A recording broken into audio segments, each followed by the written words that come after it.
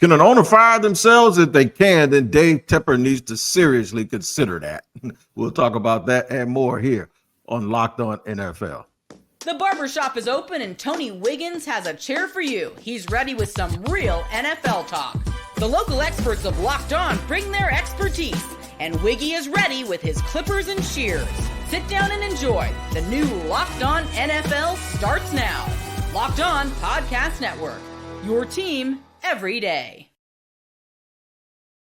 That is right, man. It is your team every day here on the Locked On Podcast Network. And welcome to the new Locked On NFL, bringing you a double dose of NFL's biggest stories with the help of our local experts that you know and that know your favorites like no one else. I'm your host, Tony the Barber Wiggins, joined today by my friend, the counselor, Chris Carter, a Locked On NFL expert. And on today's episode, we're going to talk about the fact that Dave Tepper is likely committing a little bit of malpractice when it comes to being an owner. We're going to start with that. We'll get to the Bears, and I think they made a misstep in their development, and the rise of Sam Darnold and the Vikings will be discussed right smack in the middle of the show. We appreciate you making us your first listen of the day and for being an everydayer here on Locked On NFL, which is part of the Locked On Podcast Network, your team every day. Make sure to tune in again in the morning with Tyler, the Madman. That's right, Tyler Rowland, for more NFL coverage. Today's episode is sponsored and brought to you by Prize Picks, as are all of our crossover episodes that are going on around the country. Prize Picks is the go-to. That's right. It is the go-to, man. All you got to do is go to prizepicks.com/LockedOnNFL and use the code all lowercase Locked On NFL to win $50 instantly when you play $5. Chris Carter, are you ready to get down into it here in the barbershop? Absolutely. Let's get to it. Let's run it, man. I'm telling you, there's nobody on fire right now than Julian Council, because he covers a team that looks like a dumpster fire up in Carolina, and he's putting it all on one person. And Chris and I are going to piggyback off that in just a second. But listen to what Julian has to say. It's Dave Tepper. He's the problem and will continue to be the problem here in Carolina, and why I have no hope for this organization to ever be anything other than an unmitigated disaster, because he has no clue what he's doing. Doesn't know. He has all the money in the world, and this really should have been the first red flag for us here locally when he decided his hedge fund, Appaloosa Management, he was not going to no longer be a part of that. He was going to move on, come here to Charlotte, and focus all his time and energy on the Panthers. That's when we should have known right then and there that we were effed. Because this guy has decided this is his pet project. This is the number one thing that matters to him. He wants to win.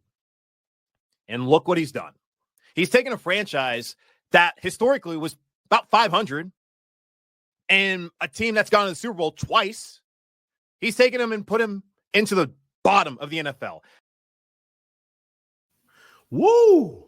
I mean, Carter, coming with some heat from the Carolina. It don't get no worse than that. That is a huge indictment for David Tepper. Counselor, the floor is yours.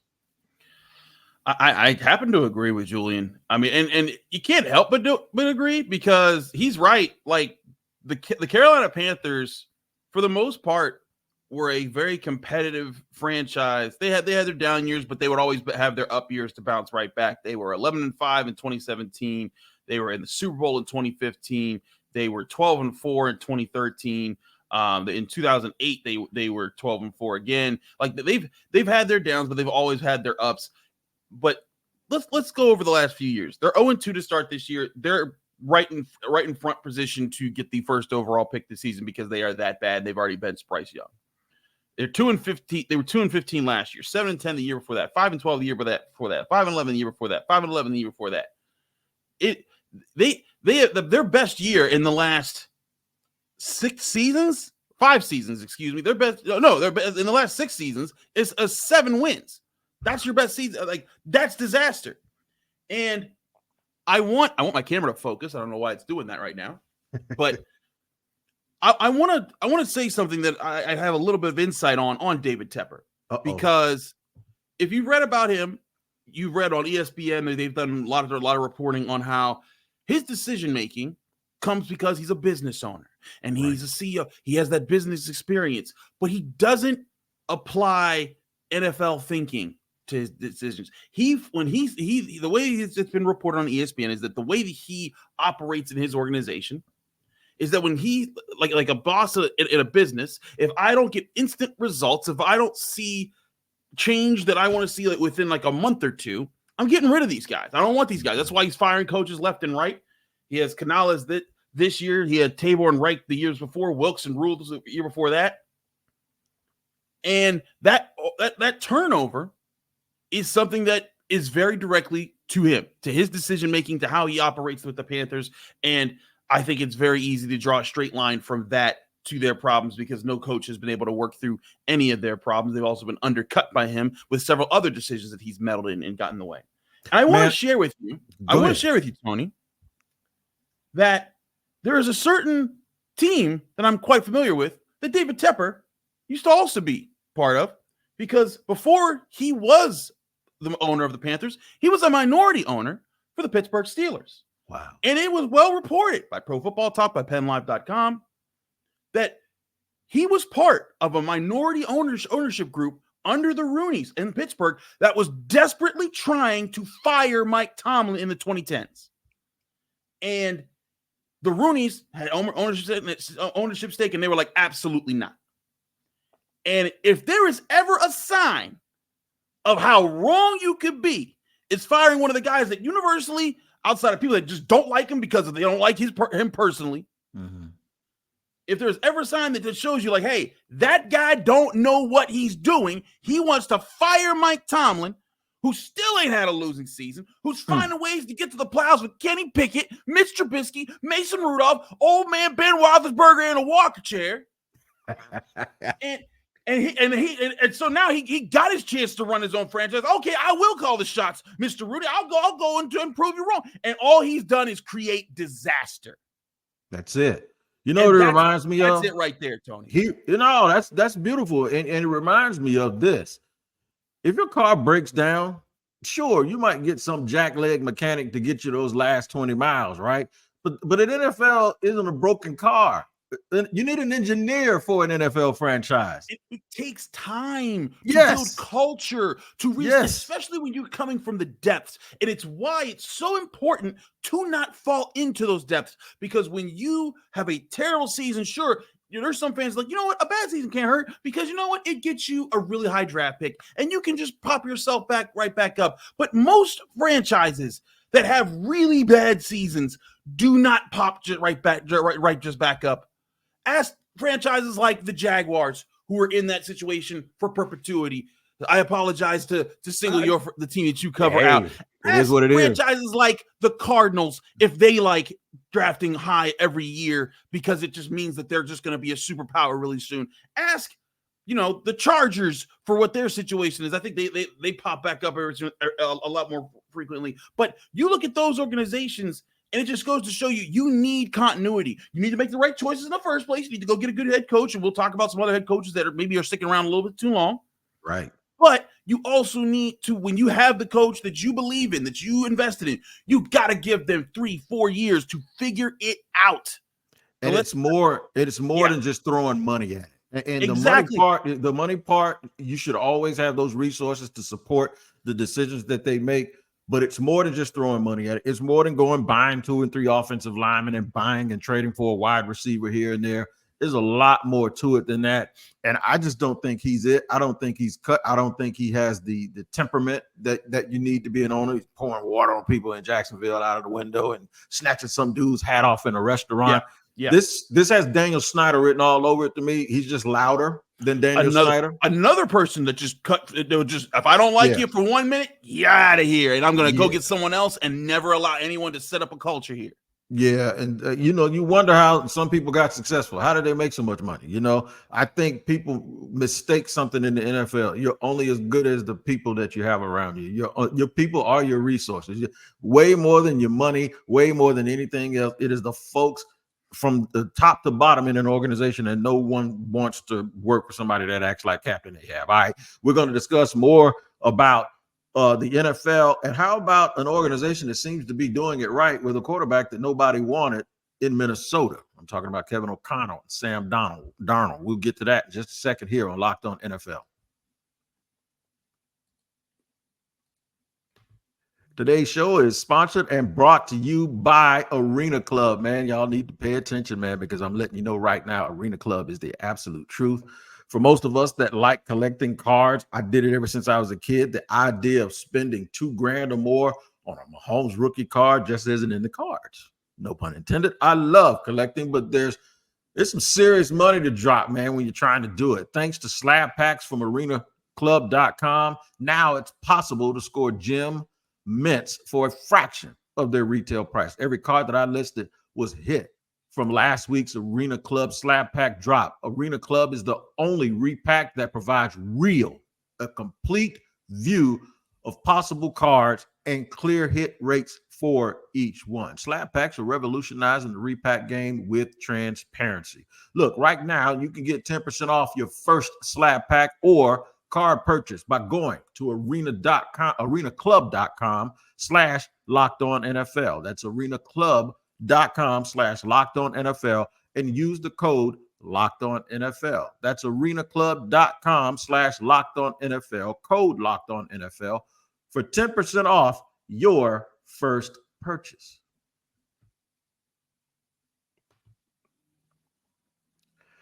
Segment number 2 here on Locked On NFL with my man Chris Carter, bringing the heat. You and Julian Council, man. I tell you what, if I get in trouble, I want y'all defending me, brother. I want y'all on my side because you make very, very compelling arguments with some really, really good points. I want to argue for somebody else because we were just talking about dysfunction. We were just talking about folks not having a culture and just thinking they could throw money at everything. Where there's a team up north in Minnesota that has kind of done that the opposite way. They've let go a lot of people that people thought could still play. Stephon Diggs in his prime. Kirk Cousins, when he was still putting up numbers, even though he was coming off of an injury, still putting up numbers. Danielle Hunter is down in Houston right now. And it's like, are they ever going to be good? And I thought they'd be one of the worst teams. And all of a sudden, they get Sam Darnold in. Their rookie first-round quarterback is out for the season. And they are contenders in the NFC North. And I'm telling you, man, I want to hear what my man Luke Braun from Locked On Vikings has to say about Sam Darnold and the differences between him and Kirk Cousins. For the first time, Kevin O'Connell is running the Vikings offense without Kirk Cousins. So what do those differences actually look like? So we've had 2 years of Kevin O'Connell, but they've been Kirk Cousins years, right? Or at least they were planned to be Kirk Cousins years. The back half of last year was still a Kirk Cousins offense, just piloted by someone else when Cousins went down. And now it's a Sam Darnold world. The play calls themselves aren't all that different. Maybe the frequency is different, or what Sam Darnold likes and doesn't like and feels comfortable with, and so that you should probably call those, right? So you might get to different variations on things, but really the key word here in terms of what Sam Darnold brings to the Vikings that they haven't had before is opportunism. I want you to think about that word, opportunistic. Darnold has been an opportunistic quarterback. There are a bunch of plays that really exemplify this, and I think that opportunism has led the Vikings to wins. Yeah, it has. It has absolutely led Minnesota to winning when no one thought that they would win, Chris. And this is case in point of exactly what we're talking about. It's like, how can they continue to let people go, not necessarily throwing money at other people, but continue to do what I talked to Joe Marino yesterday with the Bills during the crossover. They understand their culture. When they let people go, you might not know, but they have somebody in development right behind them, and their personnel development and the decision to hire and be patient with Kevin O'Connell seems to be working. At least to start this season, it's doing things. It's giving him a chance to cook, if you will. They were 7-10 last year with him, but granted, like, they had a lot of things go against them last year. They had a lot of injuries. Josh Dobbs had to play quarterback. It was not a favorable situation. They were also 13-4 the year before that with Kevin O'Connell. And again, it's sticking to the continuity of a coach, giving them a chance to work through bad years, work through through tough times that allows you to have success. And to your point about Sam Darnold, this is a guy who has been rejected most places in the NFL. Now he was a guy that people thought could be a franchise quarterback, hasn't been bounced around all over the place. And I think the Vikings have an approach right now that's favorable for him, because you give him arguably the best wide receiver in football in Justin Jefferson. You give him a talented Aaron Jones at running back. You really haven't had the chance to use Jordan Addison completely because he's been dealing with injury. And then there's TJ Hawkinson you haven't had yet. And you've been able to create a balanced attack that has allowed him to compete. You also have a defense that's working right now. Like, as it stands, I'm covering this weekend. I'm covering Steelers Chargers at Acrisure Stadium in Pittsburgh. That's the number 1 defense in the NFL right now. And the Chargers facing the number 2 defense in the NFL right now, the Steelers. You know who's the number 3 defense in the NFL right now? The Minnesota Vikings. Yep. And sure, one of those games is against the Giants, and that's a nice way to prop up your resume. But the other game is against Brock Purdy and the 49ers. And and granted, there was no Christian McCaffrey that game. Right. But that's still a pretty good win to have on your resume. I'm impressed with what I've seen so far. Want to see longevity, to see how they keep playing things out. Huge game this week at home against the Texans. If they beat the Texans, I think everyone's going to be ringing some bells and ringing some alarms. They're like, this is something going on here. But certainly getting out the gate 2-0, nice way to start your year. Here's the thing. One of the things that you did mention, Chris, was Brian Flores and the defense. And I'm going to say how they have a little bit of advantage with Brian Flores. People aren't getting in a line to hire Brian Flores, right? Because of whatever reason. A lot of that may be his fault, may not be. So that means that they may have even more continuity on that side of the ball with Brian Flores being their defensive coordinator and Kevin O'Connell. He's basically the head coach of the defense, and Kevin O'Connell is running the offense. I just think that they have a lot of good stuff going on for them that a lot of teams don't, and it needs to be pointed out. And it makes other clubs like Jacksonville angry. It makes other clubs like the New York Giants angry. And I'm going to tell you something. I'm going to get to the Giants here with Patricia Traynor in just a second. They continue to pacify Daniel Jones and give him a rope that is way too long. I thought, you look at Bryce Young getting benched, and I thought that may have been a little bit premature. Listen to what Victor Cruz, former NFL wide receiver Victor Cruz, said to Patricia Traynor. I couldn't disagree with him more. A lot of people still asking, what do the Giants have in Daniel Jones in year 6? I'd like to get your take on that. What do they have now that he is in the year 6 of his career? And is this guy someone that they can win with, you think? I think they can. I think they finally have the type of offense around him that he can feel confident with each and every weekend, that he can go out there and put points up and do things positively as an offense as a whole. I think Singletary as a running back I think people see the talent in him, and they see the things that he can do with the football and just be that consistent running back piece. We're not saying he's Saquon Barkley, but we are saying that he's a consistent piece at the running back position that can get us from point A to point B. And I think Daniel Jones, I think if we look at week 1 to week 2, there are some improvements. There are some things that he has done better from week 1 to week 2. I think Daniel Jones has the ability to be the guy that they can count on from a quarterback perspective for the Giants. Listen to me, man. Cap, all cap. Just keep capping.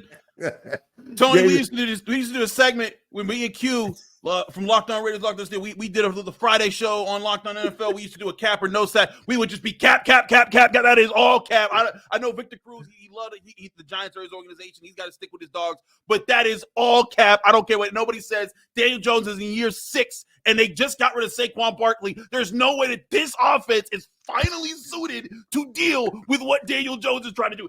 Get out of it. All cap. I all respect to Victor Cruz. Cap.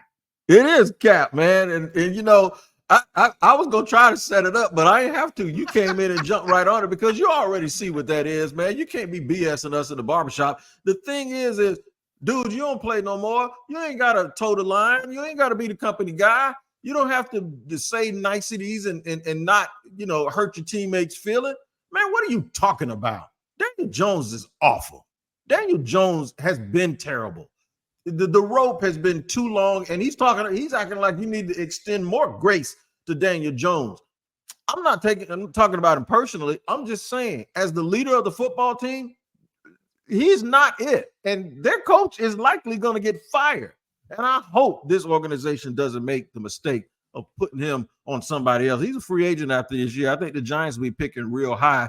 I know somebody named Allie Bronson who is going to see that clip and lose her mind, because there is no way anybody really, really thinks that is not cap, as you say, my man. There's some things that aren't cap, and that is that the Bears are probably not having the start that they want. And a lot of people want to focus on their rookie quarterback. I'm going to focus on the fact that in the offseason, I think they made a misstep, and it wasn't drafting Caleb Williams. I'll tell you what that is in just a second here on Locked On NFL. It's time for me to talk about today's sponsor, man, and that is FanDuel. Y'all know how I feel about FanDuel. I feel good about being on the side of a winner. Why do I call them a winner? Because they are the number one. That's right. The number one sports book in all of America. It is FanDuel, man. And FanDuel has something a little different for you right now. Check this out. If you love the NFL and the NFL Sunday Ticket, now through September 22nd, all FanDuel customers can bet just $5, man. $5 and get a 3-week free trial of NFL Sunday Ticket from YouTube or YouTube TV. Then, with the YouTube TV base plan, you'll be able to watch every regular season Sunday afternoon out-of-market game. Now, those people that are in the military, that are from somewhere, and you are stationed somewhere else, and the local TV doesn't play, this is for you. All you need is a Google account and a current form of payment, and you can cancel at any time, which I guarantee you ain't going to want to do. Just visit FanDuel.com and download America's number one sports book. Remember, $5. That's all you need, man, to go to FanDuel, and you get a 3-week free trial of NFL Sunday Ticket from YouTube and YouTube TV.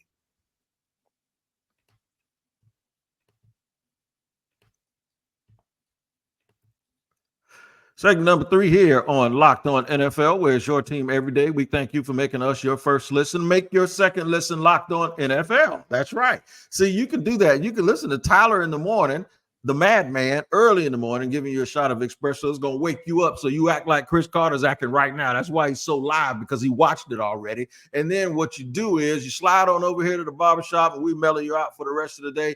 But it's double doses of NFL football here on Locked On NFL, with the use of the local experts that understand and know these teams way better than anybody else. Make sure you tap in every single day to Locked On NFL for a double dose with Tyler Rowland, the madman, and me, the barber, Tony Wiggins. Now, we are going to continue on discussing the Chicago Bears, who I think for all intents and purposes had a really good offseason. Most of it was centered around getting Caleb Williams and then going out and making a trade for Keenan Allen, and then securing Roma Dunes in the first round.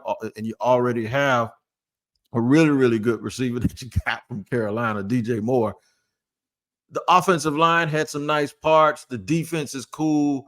But now they're running this little ticky-tack offense, and it was spoken about yesterday on Locked On NFL with Tyler Rowland and Luke Braun about the offense and the offense coordinator. I'm going to go a step further. I think Matt Eberflus should have been gone and should have been kicked to the curb. But let's first hear from my man Lauren Cox of Locked On Bears about the status of the Chicago Bears and where he believes they are right now. The next most important Bear after Caleb Williams is Shane Waldron, your offensive coordinator. How he calls plays and schemes this offense around Caleb Williams and around this Bears offensive line will be, I think, the most important factor into Caleb Williams' success and therefore the team's success as a whole.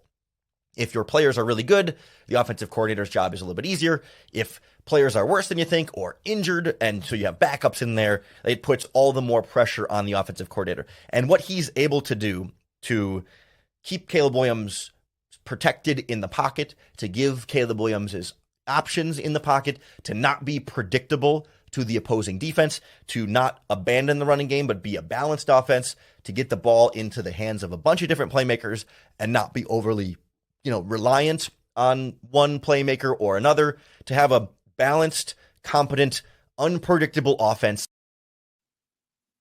I think they need to run the ball more, set up some play action, have some max protect, stop just thinking you can draft a guy with a big arm and just let him cook. I think you're going to get him crushed if you do that, Chris. And they need to take a page out of some other teams that were.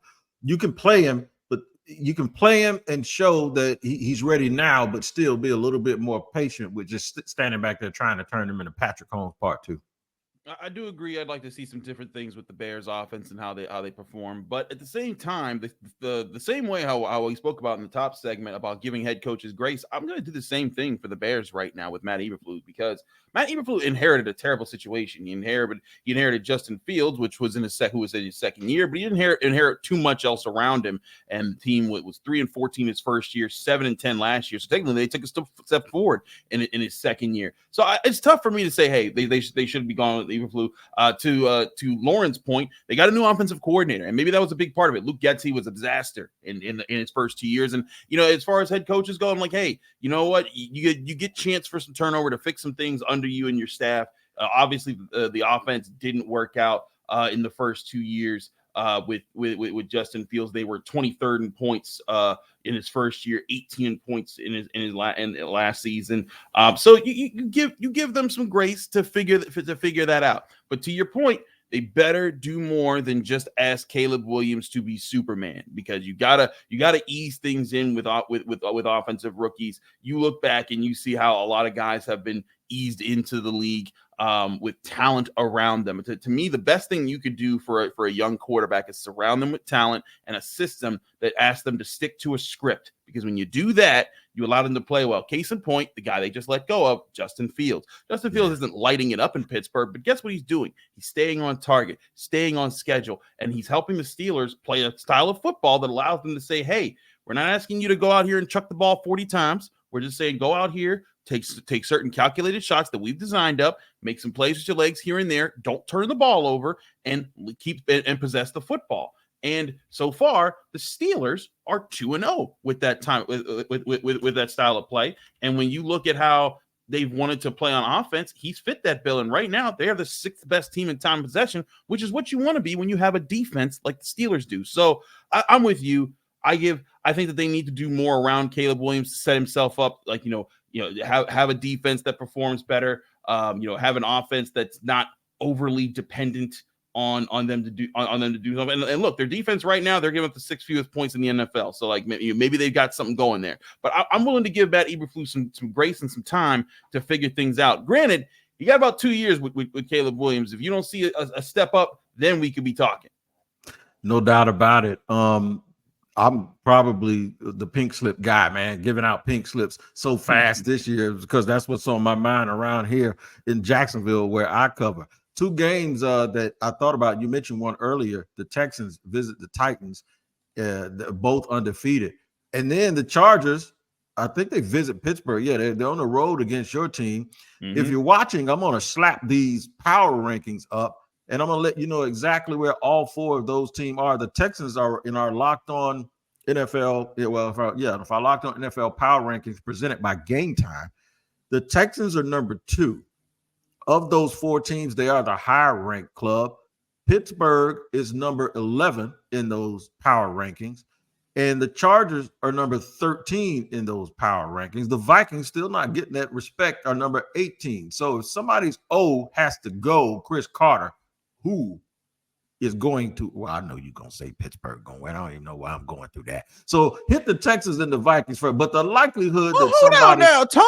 Hold on now. You're going to sign me a homer before I even get to talk about the game. All right, man. All right, go ahead. Run both games down with me. Real quick, right, can the Vikings hang on and then get to your Pittsburgh Steelers and the Chargers? I do think the Vikings have a chance here, but they need that defense to show that it's not just a fluke its first 2 games. They need Sam Darnold to hit on some big plays. They're still dealing with some injuries. That's certainly a case, but they got to keep the ball away from CJ Stroud. You can't give that guy too long to cook. That I think is going to be the pace of the game. Can the Vikings defense, contain Stroud early? Can their offense possess the football? Can they keep the ball in their hands and keep the ball away from the Texans? When I said the Steelers are 6th in time possession, number 3 right now is the Houston Texans. They're good at possessing the football as well. You need to not let them do that, because when you keep giving CJ Stroud chances to make big plays, he's going to. And right now, the Vikings, for all the things they've done well, they're 28th in time possession or 27th in time possession right now in the NFL. So that's a bit of concern there. I have that. So I'm going with the Texans in that game. But let me talk about the Steelers Chargers, and it's a matchup I talked about with David Drogemeyer on our crossover Thursday episode. I think these two teams are actually very similar with what they want to. They're playing conservative offensive football. They're running the ball. They're possessing the football. They're trying to avoid turnovers, and that's despite the Chargers having a quarterback that I think has played better than Justin Fields considerably over the first several years of the first 3 or 4 years of being in the league together. Justin Herbert has been lighting it up. Justin Fields is in a whole new offense with a whole new team, and he's being asked to keep it conservative. But I look at this and I ask myself, which offensive line has the taller task of facing the opposing defensive front? And I think that's a deciding factor in this game because, like I said, the Chargers have the number 1 defense. The Steelers have the number 2 defense. The Chargers have a pair of edge rushers in Joey Bosa and Khalil Mack that are pretty good. The Steelers have an edge rushers in TJ Watt and Alex Highsmith that are pretty good. The one thing I think the Steelers have an edge there is they have interior defensive line, Cam Hayward, Larry Ogunjobi, Keanu Benton, who have been playing very well, and that's going to put pressure on those interior offensive linemen. But don't sleep on the Chargers, Joe Alton, Rashawn Slater. They are 2 tackles that I think are very talented. They're recently drafted, and they're playing very well. Joe Alt, I don't think, has given up a pressure yet. I think Rashawn Slater's given up 1 pressure in 2 games. These are 2 guys, excuse me as I drop my AirPod. These are 2 guys that are going to provide a serious challenge for Watt and Highsmith, and that game is going to be very close. I actually think that the Chargers have some advantages with Justin Herbert. Do I think the Steelers are going to win? Honestly, I still haven't made this prediction on my own show. I'm looking to make that on our Friday show because this game is so close. The FanDuel Sportsbook, the number 1 sportsbook in America, by the way, FanDuel Sportsbook has this as a 1.5 point spread right now, and I think that's pretty accurate. These two teams are similar. I think the Chargers have an advantage in Justin Herbert, but the Steelers have an advantage in their overall defense. The question will be which takes control of that game. And I think this will be a good matchup that goes down to the wire, and I'll be covering that at Acrisure Stadium for Locked On Steelers. That's right, man. And we're going to watch that offensive weapon, Joe Alt, against another All-Pro. He did real good against Max Crosby. If he does good this week, man, they're going to start building a bust for him. I'm telling you. That I do think, though, if you name the top 5 offensive tackles in the NFL, at least from a scouting perspective, I think Alt and Slater are both in the top 5 already. Of course, we're going to keep Trent Williams up where he belongs, but people love young players that play really well right away, and both of those guys have managed to do that, even though Slater's been in the league a few years now. All right, man, Locked On NFL is your place, your destination. You should make twice a day, first with Tyler Rowland, the Madman, and then with me, Tony Wiggins, here in the barbershop. Make sure you check us out. Enjoy all of the games. Remember that today's show is sponsored, and all of our crossovers are sponsored by Prize Picks. Make sure you check out Prize Picks for the weekend action that you may have in the NFL. Chris Carter, I will see you next Thursday, brother. Good to see you all the time. Take care. Enjoy the games. Travel safe to and from the game, and I'll do the same here in Jacksonville. And y'all take care of each other. We'll see you next time here on Locked On NFL.